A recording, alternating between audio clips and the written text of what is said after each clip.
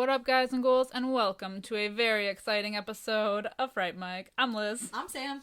And we are continuing talking about cars. Woo! The good, the bad, the dirty, the evil. Woo! Yeah! As girls, this is a very exciting topic for us. Yes, we know so much. So much. It's fine. We don't know what we're talking about, but whatever. Do Car whatever. Banter! Yes, we love it. So we're continuing with Maximum Overdrive, Stephen King. Hell yeah, we did Christine last week. I was gonna say month. Oh my God. Last week, and so we're continuing on with our King-a-thon. We're letting him drive us to where I don't know. Christine was so great. This movie, totally different vibe. Totally different vibe. Totally different. So I was reading up on this movie, as you do, and I didn't know, so he directed this movie, and this is the only movie in his, like, filmography that he, like, or his story that this is the only one he directed. Yeah. It's funny because he said, if you want something done right, you have to do it yourself. He directed this, and he was so, like, pilled up, he's so high on coke, that people think that not Robert Rodriguez. Hold on. Was it? George A. Romero. Oh, yeah, I did hear that, They too. thought that he, like, ghost directed it, but he never directed another movie after this, and when someone said why, he said, watch Maximum Overdrive.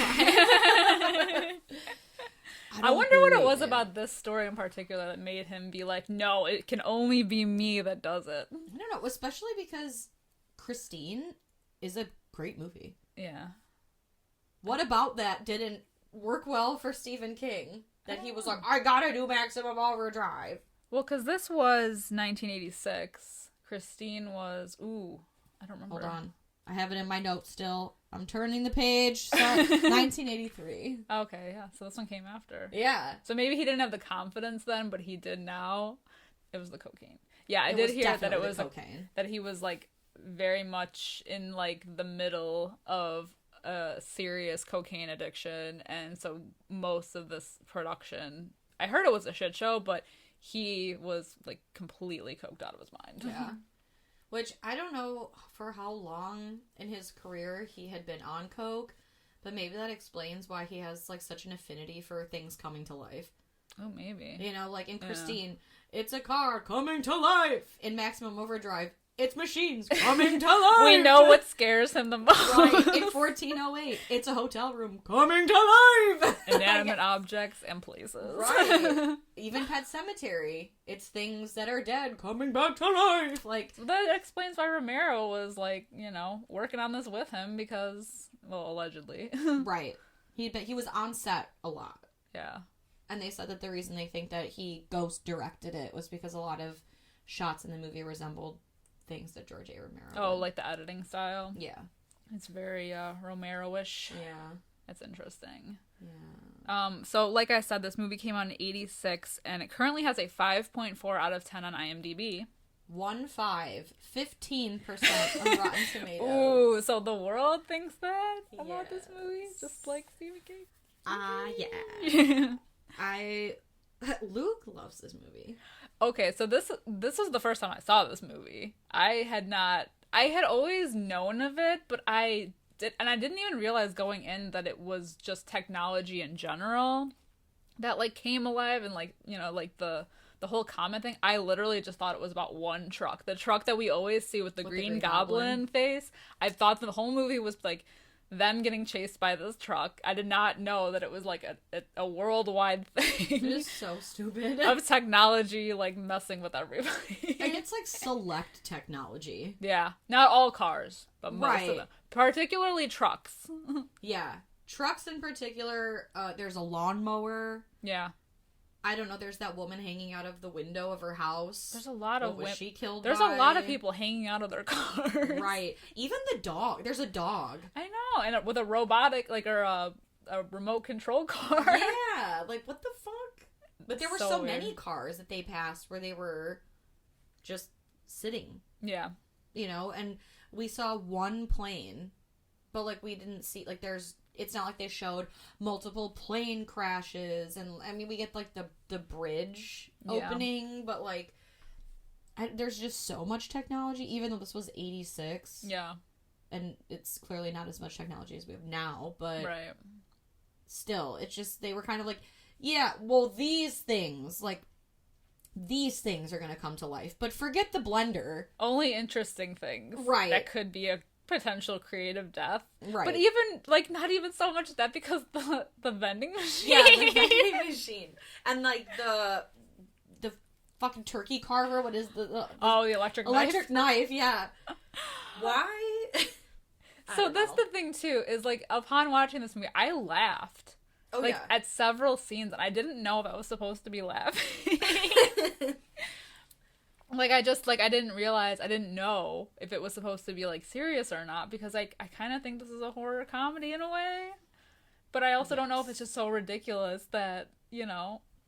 I mean, we watch, like, bonkers horror movies that aren't supposed to be funny that just kind of are, but this is, like, next level. It's truly insane. And it may potentially be sponsored by AC/DC. I don't know. There's a lot of AC/DC product placement in the beginning. So it's not sponsored by them. I know they worked on the soundtrack. Yeah, so Stephen King was a huge fan and was like, you guys have to do my movie. And they were like, no. They were even offered to be in the movie. And they were like, we're musicians, we're not actors, we're not doing that. But Stephen King got up and sang a song from start to finish by AC/DC. And they were like, all right, if you like us that much, fan. We'll fucking do your movie. And that there's the AC/DC bus in the beginning. Yeah, with the giant logo on the bottom. Right. And I think every song on the soundtrack, except like maybe 2, is AC/DC. Mm-hmm. And I gotta tell you, I'm not a fan of AC/DC, so you were not already not my bag. Yeah, I'm indifferent. Ugh. Yeah, I didn't know if that was like a shtick. Yeah. They had a hand in production. I'm like, oh no, he's just a super fan. He's just fangirling over AC/DC. But the whole opening of basically what happened is like a rogue comet like flew by Earth, and now Earth is now stuck in the tail of the comet for the next 8 days. And like 14 seconds. Like very specific, like Yes. 2 seconds. Stupid. It was incredible. And it's like the tail of the comet is shown by like a green aura that comes into play in the movie later for no reason.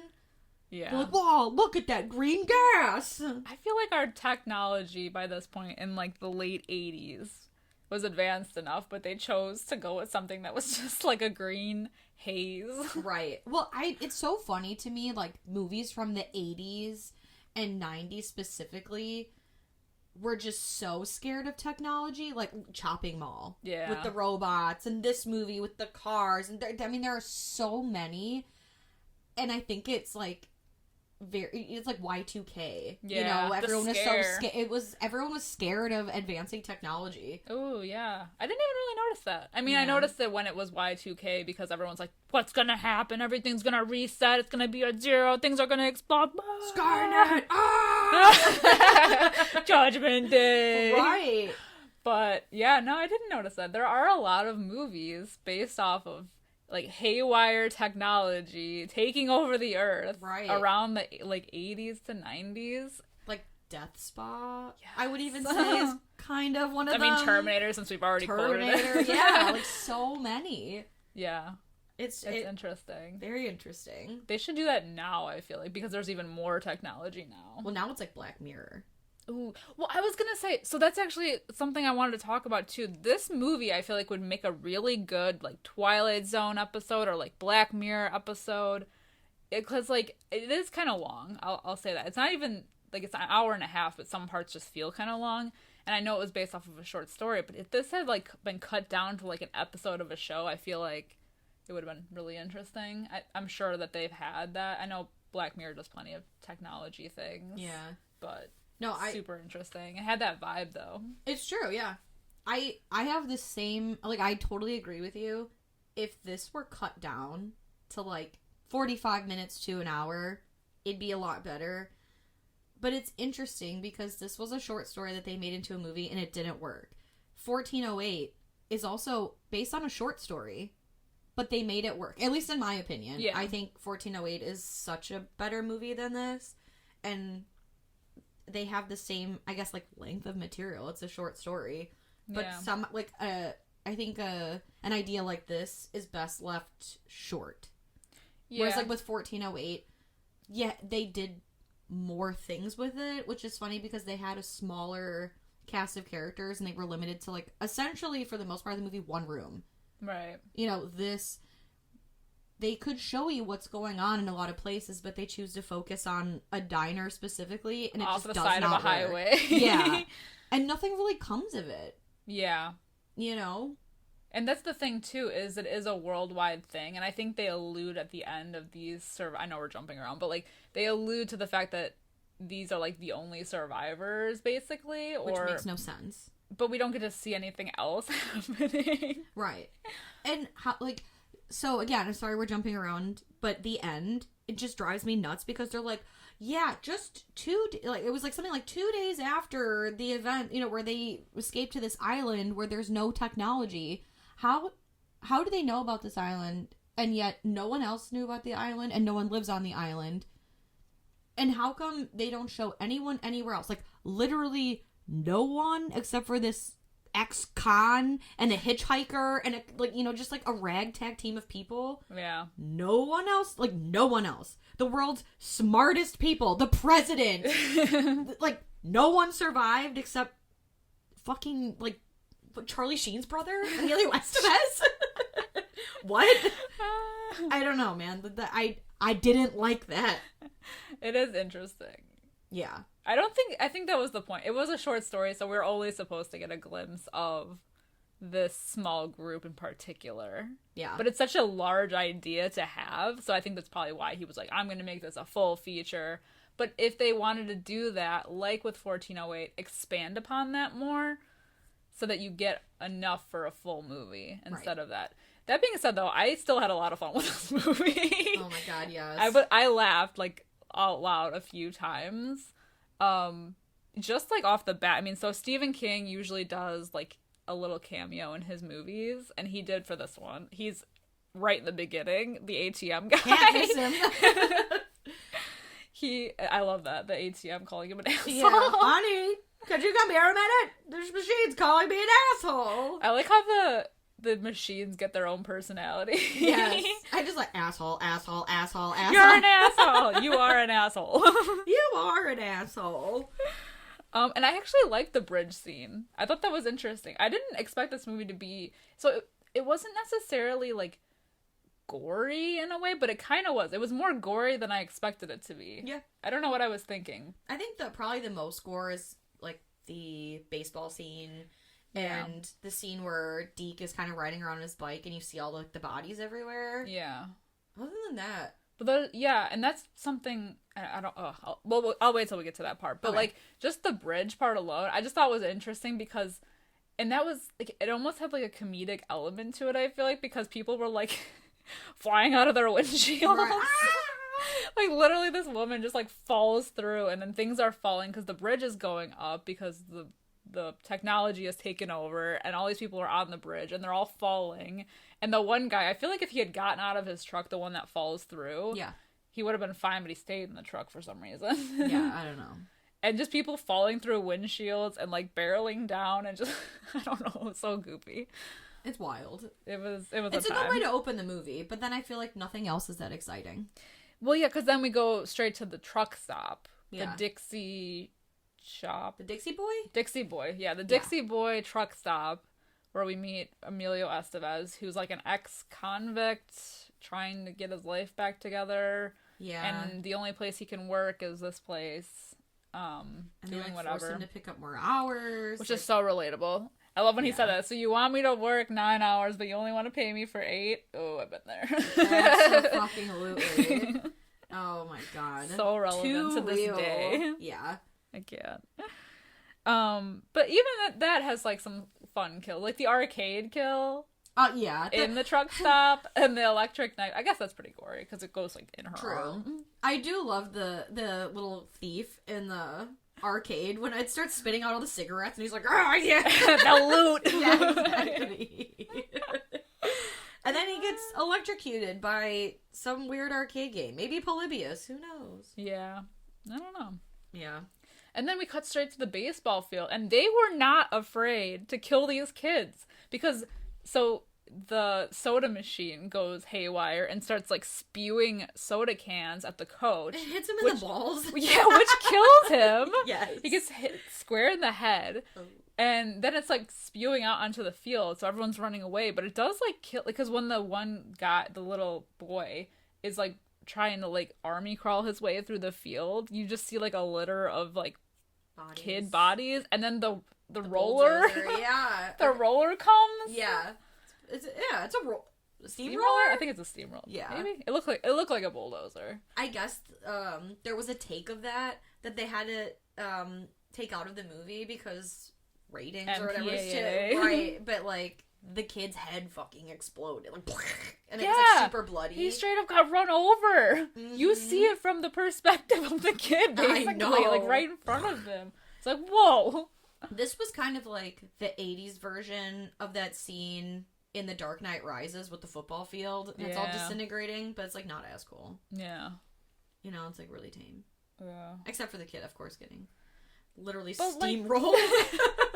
Like Austin Powers. I know. It made me think of Judge Doom. Oh, yes. Roger Rabbit. Who framed Roger Rabbit? Yes. He like picks himself up. Oh, that like scene haunted my childhood. He was scary. Just him. When I cared, his eyes, his cartoon eyes. Fucked me up, man. I know, he was scary. Yeah. Ooh. Oh. I know. Well, it's like, I don't know, man.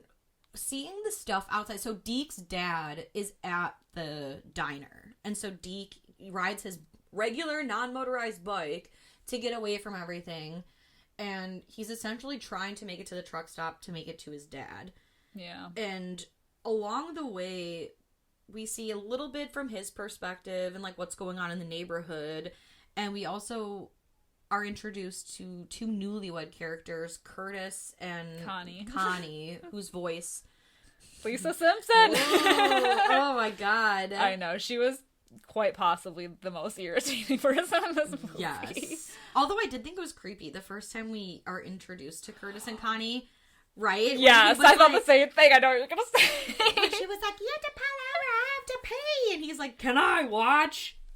No, but not only that, I saw that it said just married, but why do they look like siblings? They do. They fucking do. They have the same eyes. Why do they? It's like the plain face and it's the neutral face with the neutral hair and the neutral clothes. Like, they look like dolls from a factory that haven't been painted yet. You know what I mean? Like, there's no detail. Yeah. I don't know. Yeah, they look very much irritating. Related. But they're kind of funny. They're funny, but she's still so irritating. Yes. Oh my god. Especially when they get to the truck stop where they find the dead body. Yes. And then the truck tries to run him over, and she's like, Curtis, are you dead? Instead of like trying to run over and help him to see, she's like screaming from the car. Curtis, I don't like this! I feel like she has one volume and it's screaming. Yeah. Oh yeah. Like, it's always on volume 12 with her when everyone else is like a 6. Yeah.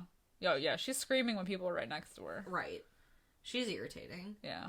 But like, yeah, we see them and their journey to the truck stop, but everything else really just takes place at the Dixie Boy, and I feel like nothing exciting happens.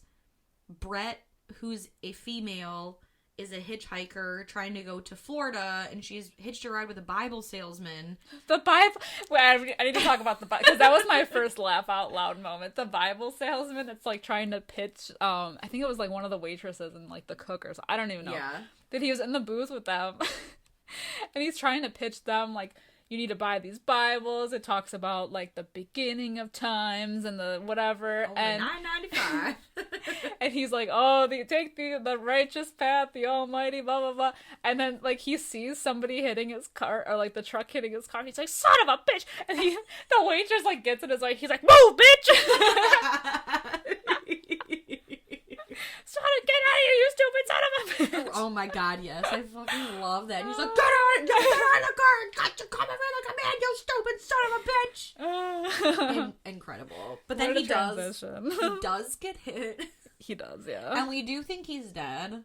Yeah. He does have a little cameo at the end, near the end. Yeah. But he's essentially, like, dead. It's funny, too, because, like, in the beginning of this movie, because we're literally jumping from, like, scene to scene of different ways the technology is, like, going, I actually thought the entire movie was going to be that. Like, just different scenes of things going haywire. Yeah. And then when we get to the truck stop, that's when, like, it all ceases and it's, like, just trucks. And it's weird because the trucks are just, at one point, like, circling like around sharks. the place. Yeah. So no one can really get in or out, or the trucks will attack. But why don't they go through the building? That's what I thought, too, because they do at the end. Right. So I'm like, why didn't they just, like, start with that? I asked Luke that, because he's a big fan of this movie, and I was like, why don't they attack? He's like, well, the trucks need gas from them. They need them to pump the gas. I'm like, well, they don't really run out of gas. It seems like Yeah. like a while has gone. I guess not days, because at one point Brett says, like, oh, if it has anything to do with the comet, we only have to survive the next 7 days. So really, only a day has passed. Yeah. But they don't really, the machines don't seem to take that into consideration at first. Like, there are so many truck stops, but yet we're led to believe that these are the only survivors. Mm-hmm. So clearly, none of the, like, if this is taking place on, like, the East Coast, the trucks from the West Coast didn't care. Yeah. It's, you know, like, there's, across all of the rest of the United States, none of the other truck stops Well, thought of this. Like, it makes no sense. I'm assuming because there's, like, that convoy of trucks that end up coming, like, when they do start, like, giving in and pumping the gas, and they're, like, working day and into the night of filling all these trucks. I'm assuming, like, word got out Right. among the technology that this was happening, but I don't know that it would stretch that far. And then they were like, oh, what are we going to do when, you know, we run out? Right. Which they do end up running out, so... Mm-hmm. It's interesting that they would fill it up, though. I feel like I missed that part of the movie. Like, why were they filling it up for them? I know that they had that little military, like, gun that was, like, the gun that was, like, posted on that, like, cart thing. That was basically taking them hostage. Yeah. But I don't understand why they didn't, I don't know. They had come up with, like, a plan and a reason why they were going to fill it up. Yeah. But honestly, that part of the movie just drags so much for me that it's hard for me to, like, I feel so bad, but I always kind of, like, fast forward a little bit. Yeah. You know, like, I've seen the movie all the way through once. I did my due diligence. I watched the movie in its entirety from start to finish. Now every time I watch it, if I have to watch it, it's, like, usually Luke is watching it, or if I, you know, watching it for the podcast, like, since I already have seen it and know what happens, I just kind of, like, skip the dry parts, and unfortunately that is the dry part. Yeah. It's like, I swear to God, they're filling the trucks for, like, 10 minutes. It's, like, 10 minutes of just them filling the trucks. And they use the Morse code to, like, tell them to do it. Yes, at which one person knows Morse code, and it's not like the truck is continuous, or, like, like, continuously tapping the message over and over again where he can, like, translate it. The kid just knows Morse code. He's like, yep, this is what they're saying. I learned it in the Scouts. Right. Like, I don't know. It was just like... Yeah, but then between that, and then they find out that the Bible salesman's alive, and then there's a huge scene there where they're gonna go rescue him, so they go through the drain in the showers to go find him, and then he ends up dying anyway, but they happen to find Deke, so, like, that whole scene was kind of long. Yeah. And then them coming back, and then they all end up escaping out of the drain. Yeah. So... It just... Why didn't they... Like, I know that they heard the Bible salesman was alive, and so that's when they went to go get him. But they knew the drain was there, and they had already discussed the island. Why wouldn't they all just go and grab his ass along the way? Why would they send 2 guys to go out there to grab the guy to bring him back, to then just later go back out that way anyway with everyone to escape? I was gonna say, he had better chances on the outside. Right. So, because they end up all going out in the end after they blow up, or I don't even know. It's the trucks that blow. No, they use the thing to because under this truck stop is like a basement full of weapons that the guy, the one that owns it, has. He has an entire, like, I don't know, like armory of various things, including grenades. Yeah. But yeah, the whole place ends up blowing up in the end. And they all end up getting out. So then they're running for a while, which I thought if they had maybe, if this was like a Walking Dead situation and they were like running from place to place, dodging these things, that would have been a better movie. Yes, I kind of like The Purge. Yeah. You know, I think there would have been more tension had it been this like group of survivors that maybe started or all were like at the truck stop. The trucks were going through the place, so now they have to bounce around, and it's like, I think almost it reminds me of like if they did it like Purge style, you know, like you said, where they have to like bounce around from place to place. They're fighting different technologies along the way. Yeah. Almost kind of like the Crazies with the bone saw. I was gonna say it kind of reminded me of the Crazies in a way, except just technology instead of crazies. Exactly. I think that would have been a lot more tense. Yeah. And had a lot more payoff. Like, you feel like they deserve to survive at the end. Like, they had fought through all this, you know, stuff. Yeah. Whereas, like, these people just literally hid out in a diner. And then bolted. Right. It could have been like a Final Destination movie. If we're Yeah. honest. I mean, if they had gone from place to place, like, fighting these forces and, like, things inevitably... I mean, technology's everywhere, so that you can't really escape it. Ish. But, yeah, whatever. Yeah.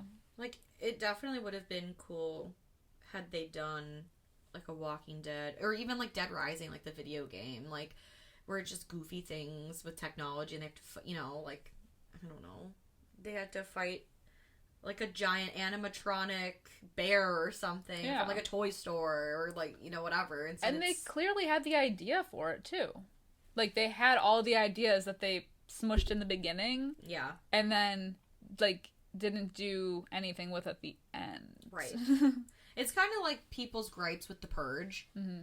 They were like, The Purge, it was a good idea for the first one, but, like, we want to see what's happening in the city, so then they make The Purge. That's the point, though. Right. And that's why I'll die on the hill that the first Purge is, like, really good, because it set up that thing. I know we've talked about this before, and it's so a I don't home even want invasion movie, whereas the second one's more, like, action horror. It gives you the taste. Exactly. They knew what they were doing. Exactly. You build upon a world. You see different, different perspectives. Yeah. In that.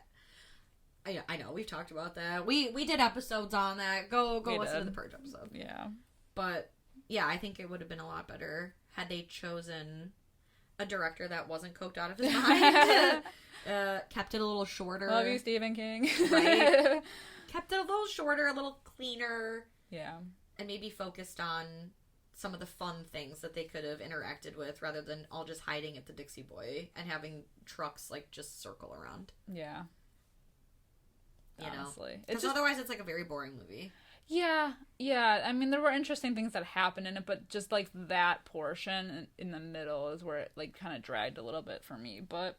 yeah. You know, when they do finally, like, get out and they go, and then they find the marina to get to the boat to go to the island. But also, isn't the boat considered technology if cars are considered technology? I was thinking that, the too. Boat? Yeah. I don't know. It's not like they were using, like, paddles or oars or anything. Well, when they got there, I was like, how are they going to do this? Because I thought the boat would maybe come alive or something. I'm like, are they going to canoe their way out there? But they got into an actual boat, and I was like, oh. Yeah. Okay. Yeah. It's that selection, you know, that random selection. Like, oh, yeah, the trucks and the cars are coming to life, but not the boats. Or we don't even see, like, trains. No. We see one plane. Yeah. Oh, yeah, the random plane that, like, landed in the school bus. Yeah. Just so bizarre. Yeah. Yeah. But then the goblin truck follows them there. Because revenge! Yeah, so dumb. Like, why is that truck the leader truck? The amount of times a truck splats a person. Yes.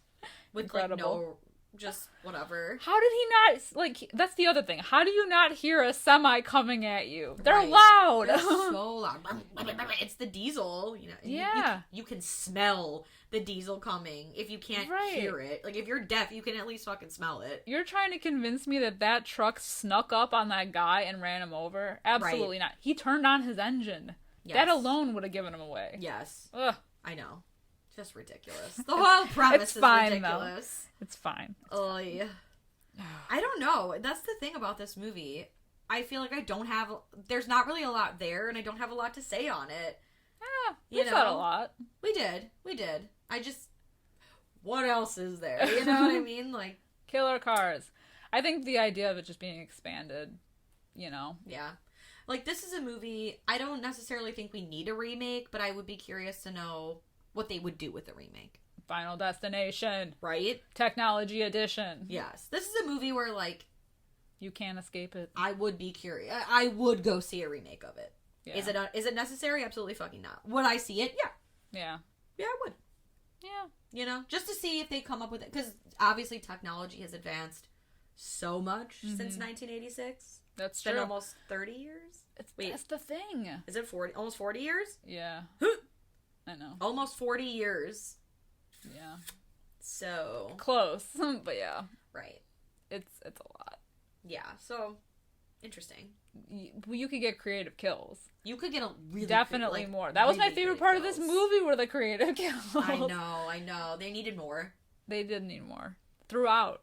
Yes. You know, I wanted the jukebox to come to life and you know. Well, that's the thing too. Like, most of the people in this movie, they don't ever leave the diner. Like, they were already there when this happened, and so, like, that's the thing. We only get a glimpse of the outside from Connie and whatever his name is, the husband, and then Deke, the little boy, and it's only because he's driving around, which would probably scarred him for life because it was just body after body and everyone, So, like, that's the only perspective we really get of the outside, other than the random bridge scene in the beginning. Right, exactly. Yeah. Would have been, I don't know. Like, they could have been at the diner, but then left eventually, you know? I know. I mean, really, the only other thing I think that I enjoyed, well, I don't know if I enjoyed it. I always get a kick out of, what's the waitress's name? Wanda Sue or Wanda. Something. Yeah. And she, we made you! We made you! But she's fully ready to get mowed down by the truck. And she does. Yeah. It's like Frankenstein and the monster. You know, just because you make something doesn't necessarily give it loyalty to you. Isn't that the tagline of this movie? Like, who made who, or who controls who? I don't even know. Something like that. If I'm being totally honest, I don't know. Should we get to ratings? Let's get to ratings. All right.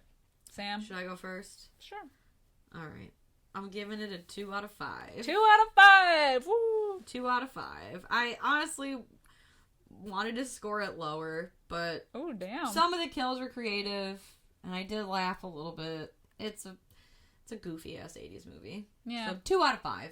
How about you? I'm gonna give it a 2.5 out of 5, just because it was funny, and the concept, man, it's there. It's there. The materials, I should really be a director, man. I know. A writer.